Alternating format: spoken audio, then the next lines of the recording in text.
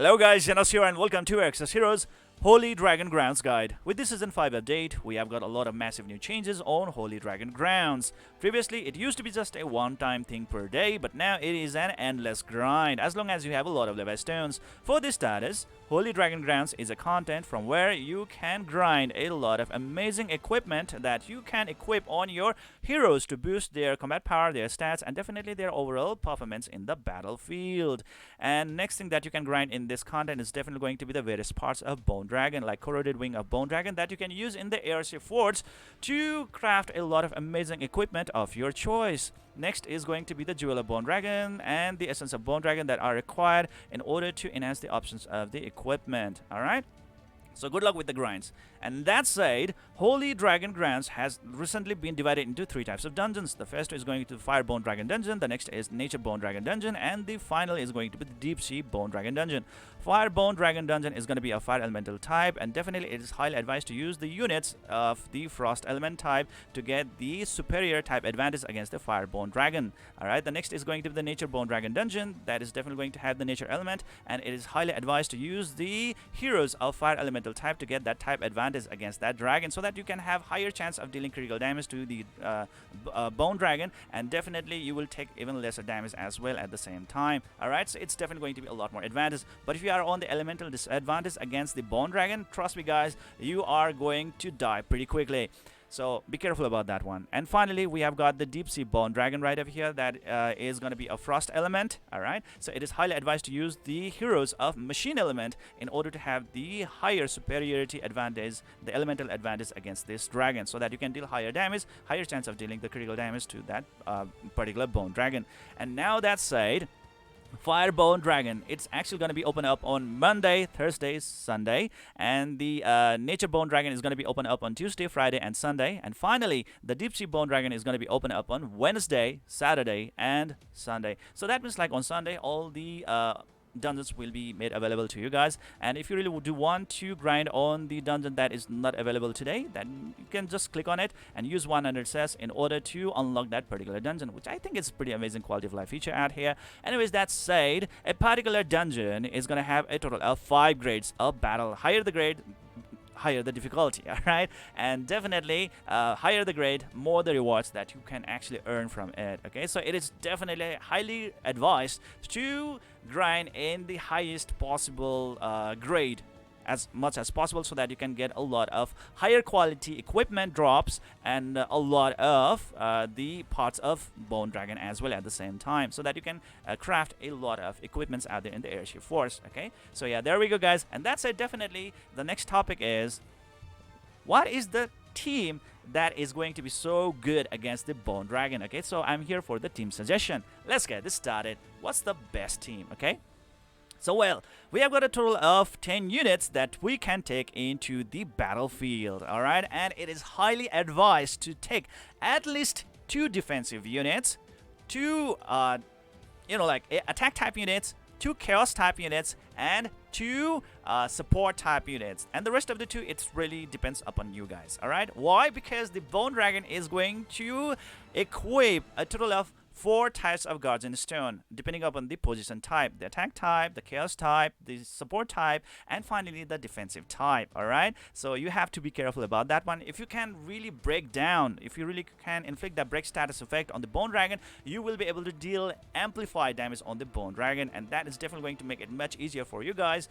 to have faster grind and definitely easier grind in the Bone Dragon dungeon. Alright, so that said, first let's start with the defensive type unit, and I have 2 amazing units to recommend to you guys right away. The first is going to be the Black Fate Degas. He is very, very essential in my opinion in the Bone Dragon dungeon, whatever the element that is, even if it's fire, even if it's like frost, even if it's like nature, just take Degas with you, the Black Fate Degas. Why? Because look at his buff. That's what actually really makes him so special.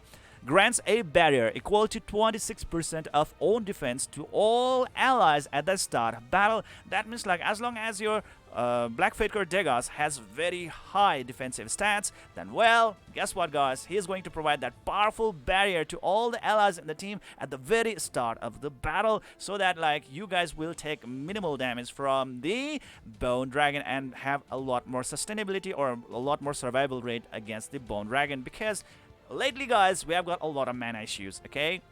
You just cannot easily use your active skills right off the bat. You really have to wait for a very long time, and within that time the Bone Dragon will be able to kill a lot of your allies, and that is definitely not a good scenario, okay? So for that one, till that time, definitely you will be requiring a lot of assistance, any kind of skill that would improve your survival rate in the battle against the Bone Dragon. And the Black Faker Degas is definitely one of the best unit out there that is going to ensure your survival rate, okay? That granting a barrier equal to 26% of his own defense to all allies at the start of battle is just so good. Try to build him with the fortification set and try to provide that defense percentage boost on his boots, gloves, and the accessory, and he's definitely going to have a lot of defensive stats. All right, so yeah, that is it guys, and even his fast active skill and second active skills are really good. That said, the next defensive unit that I'm definitely going to recommend to you guys is going to be the Gold Faker Garf. Why? Because she is very tanky, and on top of that one, with her second active skill, which actually is a little bit costly, but hey, still,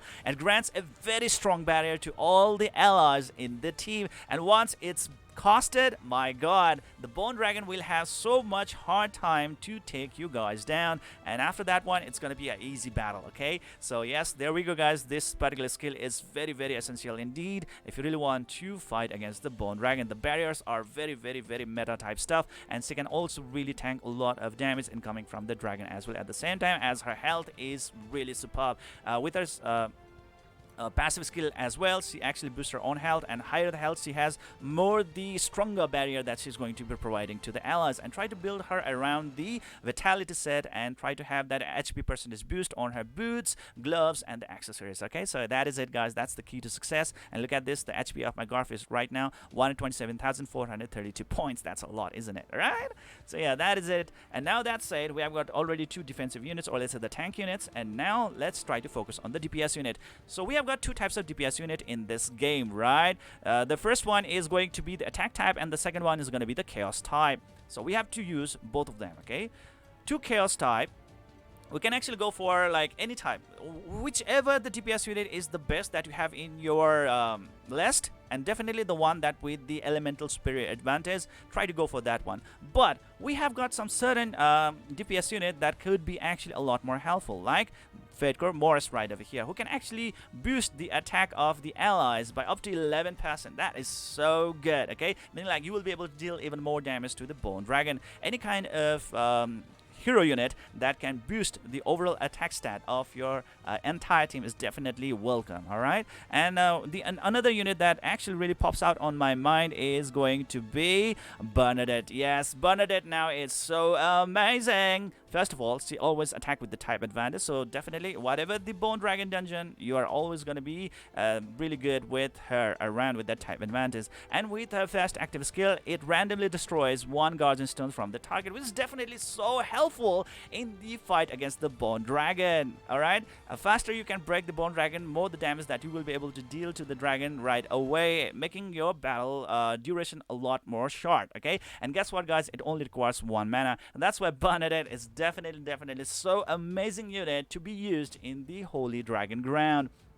And well, rest of the other DPS unit, it's totally up to you, okay? Somebody even told me to use Yao right over here because of the attack boost that she actually provides to all the allies in the team and so much more. And she can even nuke the shit out of the Bone Dragon, but damn, the required mana, 3 mana, that's a lot actually. So yeah, that said, you can actually go for like, you know, the 2 chaos type units and 2 attack type units. So a total of 4 DPS unit. You can even go up to 6. It's totally up to you.